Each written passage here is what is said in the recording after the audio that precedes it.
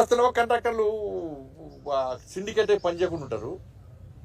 కాబట్టి సిండికేట్ అయ్యే కాంట్రాక్టర్లు మీద కంపల్సరీ క్రిమినల్ యాక్షన్ తీసుకోవడానికి జిల్లా కలెక్టర్ గారిని వాళ్ళకి సూచించడం జరిగింది.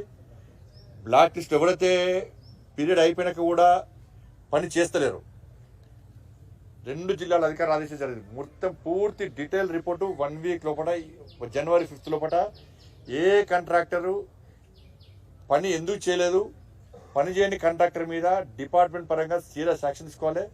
వాడు పని చేయడానికి అర్హులే, వాళ్ళందరూ అనర్హులు అందరూ కూడా. కానీ క్రిమినల్ యాక్షన్ ఉంటుంది, పని చేయకుంటే సీరియస్ యాక్షన్ ఉంటుంది. కాబట్టి దీని మీద చాలా సీరియస్గా వివరిస్తాం. ఎందుకంటే ఇలా రివ్యూ చేసిన తర్వాత చాలా బాధ అనిపించింది. సిండికేట్ కాంట్రాక్టర్ మీద మాత్రం పక్కా లోపడిస్తాం వాళ్ళని.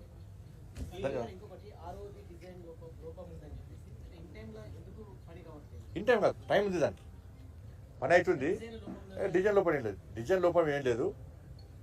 దానిలో మధ్యలో కాంట్రాక్టరు కొంచెం ఇబ్బంది పడి దానివల్ల ల్యాండ్ అక్వేషన్ అక్కడ చేయడం వల్ల చిన్న చిన్న ఒక మార్కింగ్ వల్ల ఇబ్బంది వస్తుంది.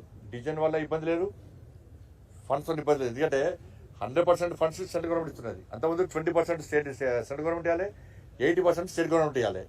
ఆ కేసీఆర్ ప్రభుత్వం ₹1 ఇవ్వలే. ఇవ్వకుంటే దాన్ని సేతు బంధాన్ని మీదకి మార్చి 154 crores సెంట్రల్ గవర్నమెంట్ పూర్తి 100% సెంట్రల్ గవర్నమెంట్ ఇచ్చింది. నిధులు వస్తున్నాయి. పని వాళ్ళకు కట్ ఆఫ్ డేట్ ఉంటుంది కాబట్టి దాని ప్రకారం వాళ్ళు పని చేస్తూ ఉన్నారు.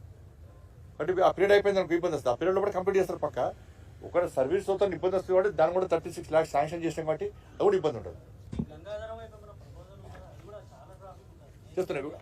అది గంగాధర సంబంధించి ఇప్పుడు కరీంనగర్ జగిత్యాల నేషనల్ హైవే మనం శాంక్షన్ చేసినాం కాబట్టి అది టెండర్ ప్రాసెస్ ఉంది కాబట్టి దానిలో భాగంగా అక్కడ కూడా సేమ్ అవుతుంది. నేషనల్ హైవే వల్ల వేస్తారు దాన్ని. ధన్యవాదాలు.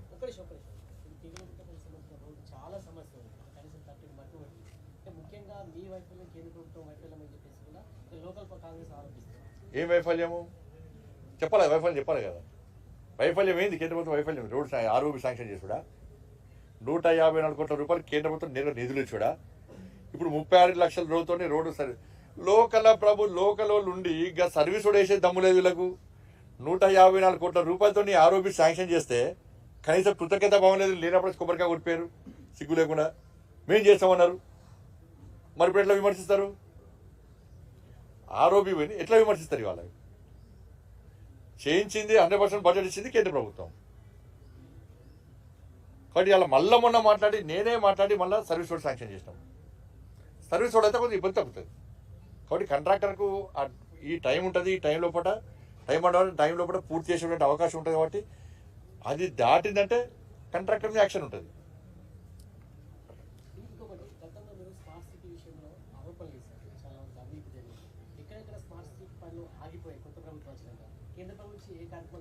కేంద్ర ప్రభుత్వము ఇవాళ స్మార్ట్ సిటీ సంబంధించి స్మార్ట్ సిటీ మిషన్ పూర్తయింది. అయినప్పుడు కూడా కేంద్ర మంత్రిని మెప్పించి March 31st వరకు కూడా దాన్ని పొడిగించే ప్రయత్నం చేసినాం. 398 crores ఇచ్చినాం మనం.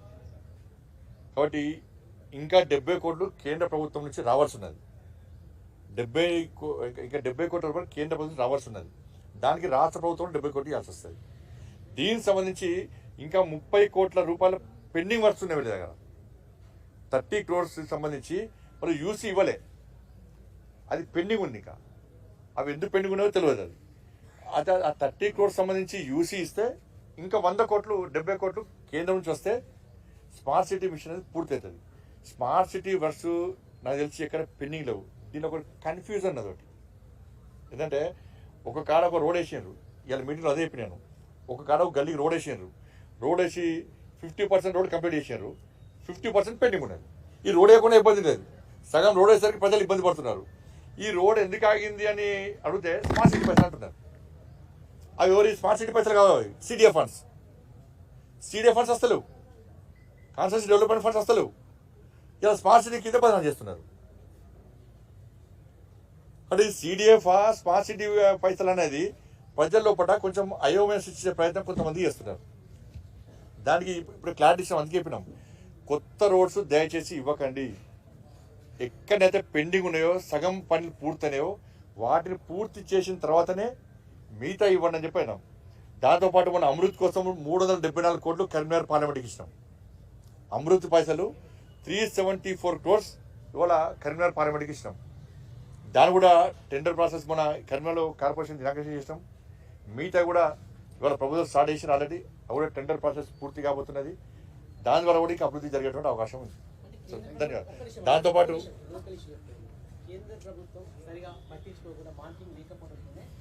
కేంద్ర ప్రభుత్వం మానిటరింగ్ ఉంటుంది. ఒకటి చెప్తున్నాను, జిల్లా నిధులు ఇవ్వడం మాత్రమే కేంద్ర ప్రభుత్వం. కేంద్ర ప్రభుత్వం ఆజమాయిషీ ఉండదు. నేను ఫస్ట్ ఎంపీ గెలిచాక గిట్టే తెలియక పోయి పెద్ద లెటర్ పట్టుకుని పోయినా, సార్ జరుగుతుంది సార్ చెప్పంటే ఆజమాయిషీ ఉంటుంది. కేంద్ర ప్రభుత్వం రాష్ట్ర ప్రభుత్వం ఆజమాయిషీ ఉంటుంది. అధికారులు అందుకడలే కేంద్ర ప్రభుత్వం ఆజమాయిషీ ఉంటుంది.